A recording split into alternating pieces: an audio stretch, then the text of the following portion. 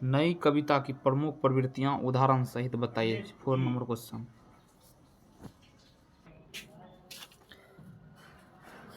Answer, नई कविता की प्रमुख प्रवृत्तियों का वर्णन निम्नलिखित है। पहला पॉइंट, व्यक्ति स्वतंत्र। व्यक्ति स्वतंत्र नई कविता की प्रमुख प्रवृत्ति कही जा सकती है।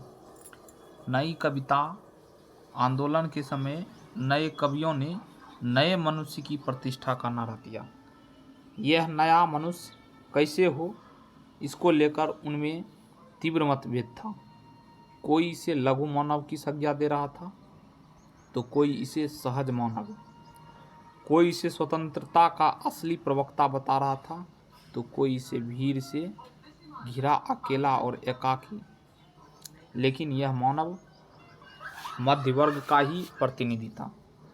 यह मध्यवर्गीय व्यक्ति अपने को व्यक्ति की निजी स्वतंत्रता का प्रबल पक्षधर मानता था। समाज की मृत मान्यताओं और रूढ़ियों से घिरा यह व्यक्ति अपने को हीन, दीन, अकेला, कुंठित, पीड़ित और उपेक्षित समझता था। यह भीड़ से घिरा परंतु अपने निजी विवेक के प्रति अत्यधिक सहज था। नई कविता में इसी व्यक्ति विशेष की आशाओं, निराशाओं, आस्थाओं और अनास्थाओं की अभिव्यक्ति हुई। मध्यवर्गीय व्यक्ति की स्वतंत्रता का प्रतिपादन सभी कवियों ने एक ढंग से नहीं किया। लक्ष्मीकांत वर्मा के यहाँ व्यक्ति की एकांत प्रियता के प्रति विशेष आग्रह है। व्यक्ति की लघुता के महत्व का प्रतिपादन भी उन्होंने अपनी कविताओं में किया है। डॉक्टर धर्मवीर भारती के अनुसार वैश्विकता और सामूहिकता दोनों ही असत्य और छल है। इसीलिए सामूहिकता के छल में व्यक्ति अपने स्वतंत्र व्यक्तित्व को खोए, इससे कहीं बेहतर है कि वह अपनी वैश्विकता की रक्षा करे। डॉक्टर भारती अपने काव्य नायक को पराजित, उत्पीड़ित, टूटा हुआ, जर्जर, कुंठित और त्रासदी झेलते हुए एक अकेले शहीद के रूप में पेश करते हैं। नंबर 2 पॉइंट, आस्था और अनास्था। नई कविता के दौरान आस्था का भी प्रश्न महत्वपूर्ण है। नए कवियों का कहना था कि हमारा काव्य अगर अनास्थावादी लगता है तो इसीलिए कि आज की सच्चाई यही है। उनके अनुसार नई कविता वादों, विचारधाराओं, रूढ़ियों, सामूहिक निर्णयों पर झूठी आस्थाओं का विरोध करती है। वह नियतिवादी भविष्य के भ्रमजालों और आशा के झूठे जंजालों पर विश्वास नहीं करती। नई कविता व्यक्ति के अपने विवेक पर आस्था व्यक्त करती है, क्योंकि व्यक्ति का विवेक ही उसे सही दिशा दे सकता है, न कि बाह्य सत्य। धर्मवीर भारती निजी विवेक के अतिरिक्त आस्था का और कोई बाह्य आधार नहीं स्वीकारते। अंधायुग का प्रेम पात्र आस्था विहीन है। किसी को भी भविष्य पर भरोसा नहीं है। मनुष्य का भविष्य उन्हें मृत नजर आता है। केवल आत्महत्या ही उन्हें दर्शन, धर्म, कला, संस्कृति तथा शासन में व्यक्त होती नजर आती है। यह हत्या होगी प्रतिद्वंदित इस पूरी संस्कृति में, दर्शन में, धर्म में, कलाओं में, शासन व्यवस्था में आत्मघात होगा, बस अंतिम लक्ष्य मानव का। औद्योगिक सभ्यता। नंबर 3 पॉइंट, पूंजीवादी विकास में तकनीकी प्रगति का बहुत बड़ा हाथ रहा है।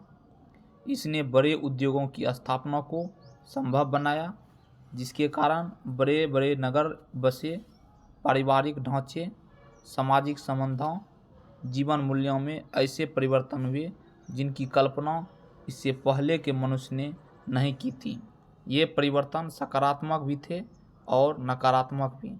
बढ़ते औद्योगिकरण और मशीनीकरण ने मनुष्य को भावात्मक स्तर पर अकेला और असहाय बनाया, स्वार्थी और लोभी भी बनाया। इसीलिए कवियों ने औद्योगिक सभ्यता की आलोचना भी की। आयोग की ऐसी कविताएं विशेष रूप से उल्लेखनीय है। यंत्र व्यक्ति को केवल सुविधाएं ही नहीं देता, वह व्यक्ति से उनकी संवेदन शक्ति भी छीन लेता है। कुंवर नारायण के शब्दों में, पहियों और पंखों वाली इस बेरिस पेड़ की सभ्यता में यह पता लगाना मुश्किल है यह आदमी मशीन को चला रहा है या मशीन आदमी को। और तब ऐसे में मनुष्य की जो तस्वीर उभरेगी वह कुछ कुछ ऐसी भी। अपने ही हथियारों से घबराना मानव, पत्थर का देव और लोहों का दानव। यह युग अपनी ही ताकत से हरा मनुष्य अपने अतीत को दोहराता। अंधा भविष्य शहरों का कूड़ा झोपड़ियों में फैलाया, अपनी ज़रूरतों को कोरों से पिटवाया इंसान, मगर बेजान मकानों सा ढहाता, अपने से दूर पास बस्ती के रहता। सभ्यता लगी नाखूनों पर पालिश, जैसे हम ठाठ फकीरी, बिकता जो पैसे पैसे। नंबर 4 पॉइंट, अनुभूति परकता। नई कविता में अनुभूति की अभिव्यक्ति पर विशेष बल दिया गया है। अज्ञेय यह मानते हैं कि संसार की अनुभूतियाँ और घटनाएं साहित्य के लिए मिट्टी है जिसने वह प्रतिमा बनाता है, लेकिन नए कवि अनुभूति की विशिष्टता पर विशेष बल देते हैं। इन कवियों के लिए अनुभूति की विशिष्टता का अर्थ किसी नवीन अनुभव से नहीं, बल्कि अनुभव को अभिव्यक्त करने के नए अंदाज से है। इसे ही वे सौंदर्य अनुभूति भी कहते हैं। नंबर 5 पॉइंट, प्रकृति प्रेम। प्रकृति संबंधी कविताएं प्रायः सभी नई कवियों ने लिखी है, लेकिन प्रकृति के संबंध में इन कवियों का दृष्टिकोण छायावाद से नहीं है। छायावादी कवि प्रकृति की ओर उन्मुख हुआ था। एक नए भावबोध के साथ। यह भावबोध था स्वतंत्रता। जिस समाज में छायावादी कवि रहता था वहाँ बंधन ही बंधन थे, लेकिन स्वयं उनके हृदय में स्वतंत्रता का बीजारोपण हो चुका था। स्वतंत्रता और स्वच्छंदता की प्रतीति उसे समाज में तो नहीं, प्रकृति में भी होती थी। इसीलिए प्रकृति की उन्मुखता में उसे अपने हृदय की उन्मुखता के दर्शन होते थे। लेकिन नए कवि के सम्मुख दास्ता और बंधन की ऐसी जकड़न नहीं थी।